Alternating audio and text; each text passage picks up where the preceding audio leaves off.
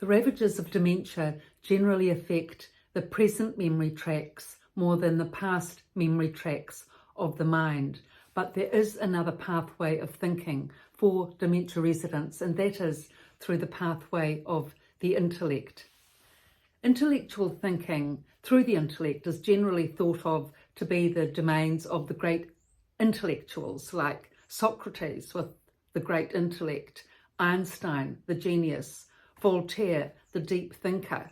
But for most of us, day to day, with our mundane thinking, we think through the mind and memory tracks for the routine tasks at work and at home. And it's not unless we, study for an exam, sit an exam, go to the bank, or, have to nut out a complex problem that the intellect will click in. But for people with dementia, they don't have that luxury. They can't think through their mind, it's dysfunctional. So there needs to be another pathway for them to think through. But to lure them out of their dementia cave and attract them to make the effort to focus and concentrate and work through the intellect does take some doing, but it can be done if the person has the wish and the will to do it themselves and the trainer or the teacher, works hard with them.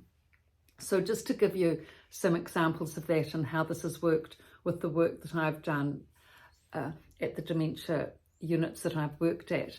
So initially the dementia work that I did, the residents initially were very shut down and shut off, both from themselves and each other. And it really took so much work to get any sort of engagement. Just like even a couple of words took practically a year, if you can believe it. It was so slow. I actually didn't think I was going to get anywhere in the end, but actually I did. After the first year, the residents did start to communicate. When I started to bring in what they call meaty topics, Shakespeare being the start of it from Hamlet.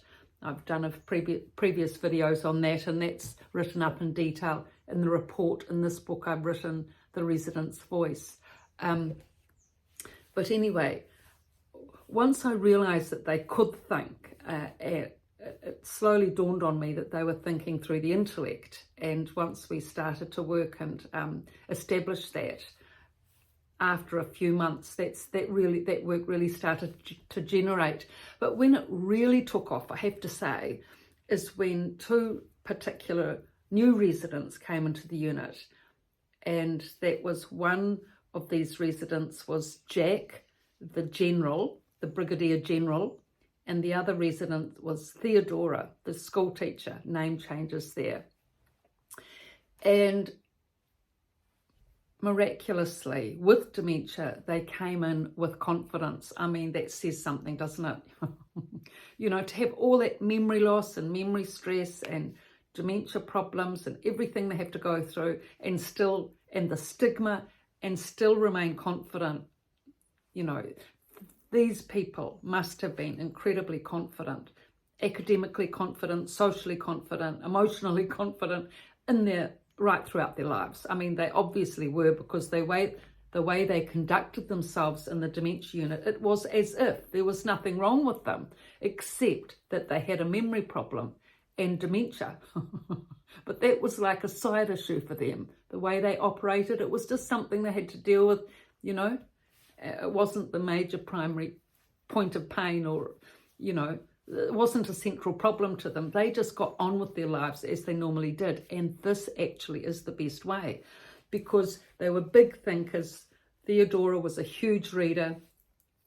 Jack was a big thinker, and they were both really articulate. They'd managed to maintain their vocabulary and communication right throughout their dementia experience. Really incredible. Up to that point, I hadn't seen anyone that was able to do that. But these two people came in at the same time into the unit as new residents. And of course, they sparked off each other, because both were very good at quizzes and crosswords and history.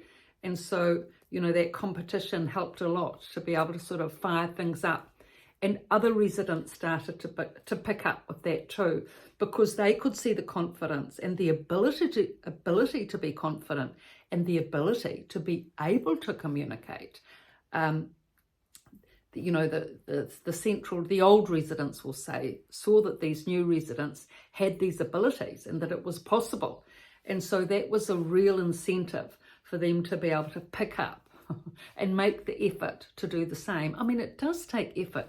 This is not easy work. I mean, when was it ever easy to, you know, write examinations or think through hard problems? I mean, you know, it's an effort to think deeply, to think through the intellect is an effort. But actually, once you, initially an effort, I should say, just like weight training or exercising or running, like to get up that fitness, that intellectual fitness takes some effort.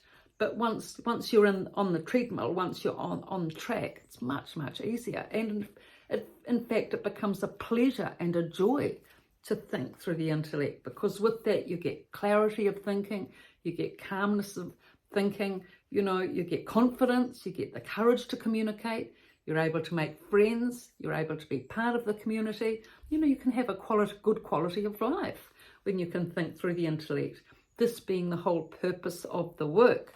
So these two books here, The Resident's Voice from a Dementia Unit and The Resident's Rise from a Dementia Unit, explains all of this work in depth and detail, clarity here. If you're a reader and you like reading, it's all laid out for you. Otherwise, there's these, you know, vast amount of videos that you can just put in YouTube, Pieta Valentine, then the topic, and then up everything will come miraculously. So thank you for your support, your looks, your likes, and please subscribe. Those of you that are finding this channel interesting, there's going to be a lot more work coming up, because I've actually received requests on what is the mind, what is the intellect, how does it work with dementia residents, you know. So I'm now going to be doing videos on these topics so that it's clear and succinct. So if you're interested in this work, please subscribe. Please pass on these links to others so that the channel, this little fledgling channel, can, you know, pick up and hopefully fly. Thank you.